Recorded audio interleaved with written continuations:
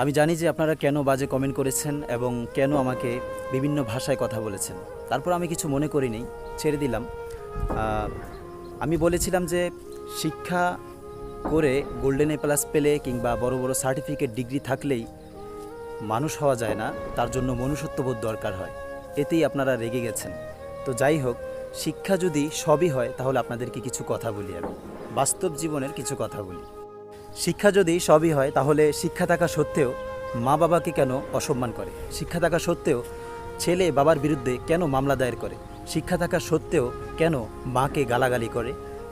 শিক্ষা থাকা সত্ত্বেও কেন ভাই ভাইকে রক্তাক্ত করে? শিক্ষা থাকা সত্ত্বেও বড়দেরকে অসম্মান করে? শিক্ষা থাকা সত্ত্বেও অন্যের মাল আত্মসাৎ করে? শিক্ষা থাকা সত্ত্বেও অন্যের উপর জুলুম নির্যাতন করে? শিক্ষা থাকা সত্ত্বেও অন্যকে হ্যারাসমেন্ট করে? শিক্ষা থাকা সত্ত্বেও অন্যকে ব্ল্যাকমেইল করে? শিক্ষা থাকা সত্ত্বেও অন্যের সাথে প্রতারণা করে?